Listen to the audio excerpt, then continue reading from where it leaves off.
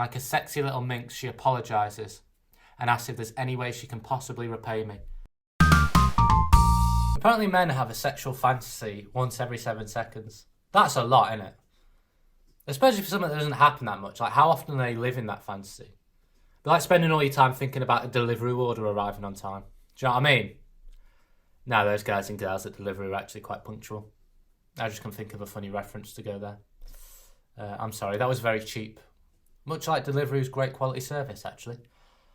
Ironically, a delivery order is part of my sexual fantasy. I order some food. A lady turns up with a Big Mac. But then I look in the bag and I realise half the food's missing.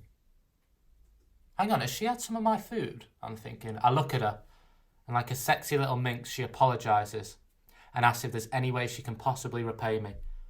As she kneels down and goes for my belt, I'll say, yeah, I want a full refund and I want you sacked, love. She'll start to cry. This will be the latest setback in a lifetime of fuck-ups for her. Drifting from one poorly paid job to another since leaving school at 16, our Big Mac courier is now in her 30s. If she loses this job, then what?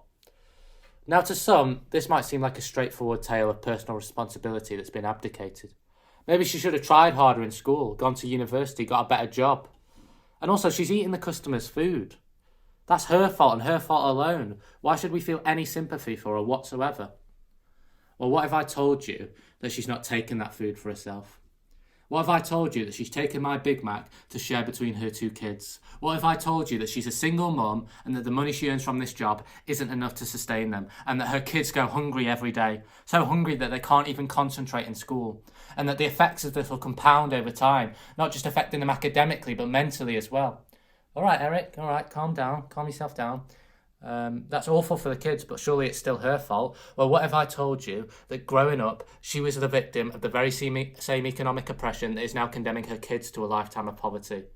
How can she improve her situation when all her mental energy is just focused on surviving? How can you pull yourself up by your bootstraps when you can't even afford bootstraps? Don't talk to me about personal responsibility. The real abdication of responsibility is from the UK government, who think leaving it to a footballer to sort out food poverty in this country is acceptable.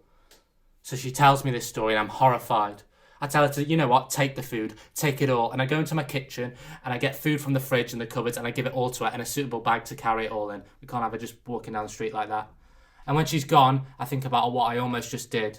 How I've been brainwashed by this society that pretends it's a meritocracy. That says because she was the one handing me the bag and I was the one receiving it, that I'm better than her and I can treat her however I wanted. I was disgusted at myself, and I'm a working class boy that's just betrayed my roots. I was so close to piling on someone in need. How could I ever forgive myself?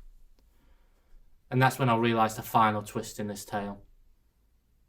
McDonald's isn't even on Deliveroo. It's a weird fantasy, but it gets me going. Yeah, I would have taken a blowjob, man.